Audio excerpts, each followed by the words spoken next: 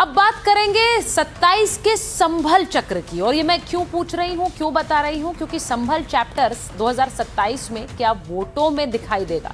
क्योंकि संभल में जो हिंसा हुई 2024 में, उसके बाद आज इस पर एक बड़ी रिपोर्ट आई। लेकिन उससे पहले मैं आपको 2024 की वो तस्वीरें याद दिला देती हूं जो संभल में हुआ था। नवंबर 2024 की ये तस्वीरें आप भूले नहीं होंगे। ये तस्वीरें उत्तर प्रदेश के संभल की, जहां करीब 2.25 साल पहले हिंसा हुई थी। पुलिस कर्मियों की ये बड़ी संख्या आप देख रहे हैं, पत्थर जमीन पर पड़े हुए देख रहे हैं, यही हिंसा हुई थी। आज इस मामले में एक रिपोर्ट आई, विधानसभा में पेश कर दी गई। अब रिपोर्ट में क्या है वो भी आपको बताऊंगी, लेकिन उससे पहले बता दूं कि यह हिंसा तब भड़की थी जब एक सर्वे टीम शाही मस्जिद का सर्वे करने गई थी। अब वो टीम शाही मस्जिद का सर्वे करने पहुंची। प्रशासन की टीम जब संभल की शाही मस्जिद का सर्वे करने पहुंच रही थी तो टीम पर हमला हो गया था।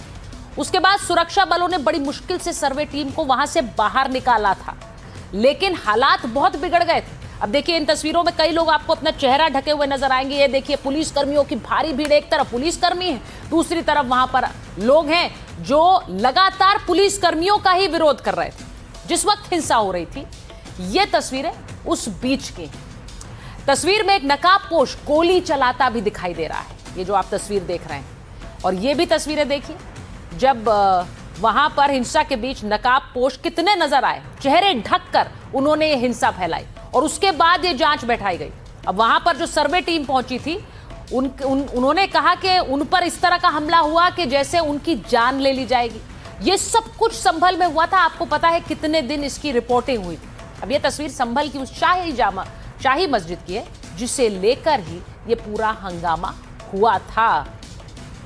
अब आपको ये बता देती हूं कि आज इस पर जो रिपोर्ट आई उस रिपोर्ट में क्या अहम बातें हैं। 2024 की संभल हिंसा पर जांच आयोग की रिपोर्ट पेश हुई।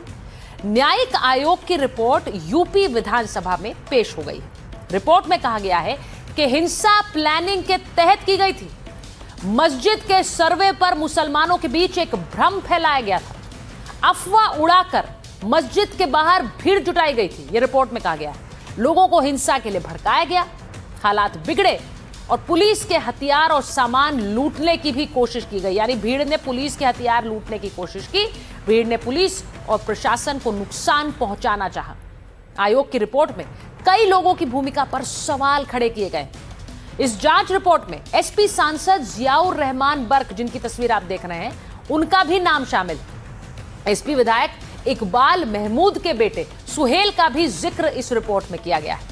24 नवंबर 2024 को सर्वे टीम शाही मस्जिद गई थी और इसके बाद संभल में बड़े पैमाने पर हिंसा भड़क गई थी।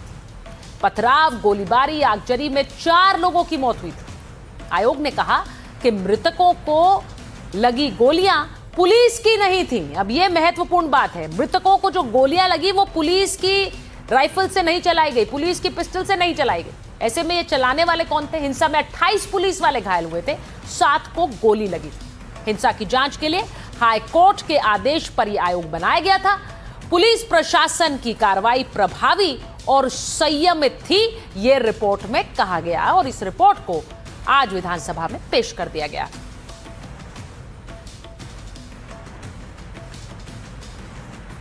हम लोग उस समय भी कहते थे कि ये संभल की हिंसा प्रायोजित है और उसमें समाजवादी पार्टी के महत्वपूर्ण पदाधिकारी लोग इन्वॉल्व हैं प्रवोक करने के मामले में। अब कमीशन ने ऐसा कहा है तो वो बात सिद्ध हो गई। माननीय हमारे सांसद जियाउर रहमान साहब हैं, सियासी जो रहबरी करने वाले लोग हैं, जनप्रतिनिधि हैं, उनको किसी साजिश के तहत उनका नाम डाला गया होगा। इसलिए कि जनप्रतिनिधि का जो काम है वो लोगों को राह दिखाना होता है, ना कि उकसाना होता है। मैं समझता हूं कि अगर जनप्रतिनिधियों ने वहां के हालात को ना संभाला होता तो जो 4-5 लोग वहां पुलिस की गोली से मारे गए हैं, न जाने और कितने मारे जाते। तो आपने देखा कि संभल को लेकर एक रिपोर्ट जो विधानसभा में पेश कर दी गई है। अब उस रिपोर्ट के क्या 27 में सियासी समीकरण नजर आ रहे हैं? आज इस पूरे मामले में अब सियासी प्रतिक्रियाएं भी आना शुरू होंगी, क्योंकि इसमें सीधे सीधे समाजवादी पार्टी के सांसद जियाउर रहमान बर्क का जिक्र है।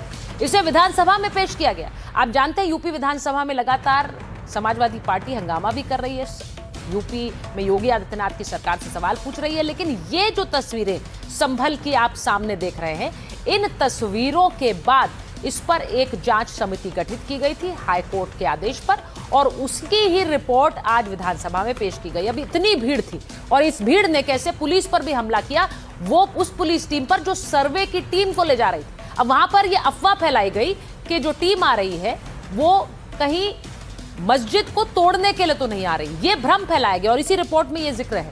और इसके चलते ही भीड़ ने किस तरह से हमला किया, तो सीधा सीधा इस रिपोर्ट में ये कहा गया है कि ये जो पूरी हिंसा थी वो भीड़ को भड़काने की वजह से हुई। और इस बीच एक बड़ी खबर आपको बता देती हूं कि बांग्लादेश की निर्वासित पूर्व प्रधानमंत्री शेख हसीना ने आज एक ऑडियो प्रेस कॉन्फ्रेंस की। शेख हसीना की ये ऑडियो प्रेस कॉन्फ्रेंस, अपने लोगों के पास मैं वापस लौटूंगी, तो बड़ा एक ऐलान किया है आज शेख हसीना ने। दिसंबर में मैं बांग्लादेश वापस जाऊंगी, ये बड़ी खबर है। शेख हसीना कह रही है दिसंबर में वो वापस बांग्लादेश जाएंगी। बांग्लादेश को सही पटरी पर लाना उनका मकसद है। देश का विकास और स्थिरता ही मेरा लक्ष्य है, जनता के जीवन को बेहतर बनाना उद्देश्य है। तो शेख हसीना वापस जाएंगी बांग्लादेश, इसका ऐलान उन्होंने कर दिया है और दिसंबर के महीने में वो वापस बांग्लादेश जाएंगी। ये तस्वीरें देखिए, आज उन्होंने एक ऑडियो संदेश जारी किया और उसमें उन्होंने कहा कि बांग्लादेश की आवाम पर मुझे पूरा भरोसा है। तो शेख हसीना अपने देश वापस लौटने का ऐलान कर चुके हैं। और माइक ऑन है, मैं आज के लिए फिलहाल इतना ही। आपसे मुलाकात होगी कल एक बार फिर रात 8 बजे।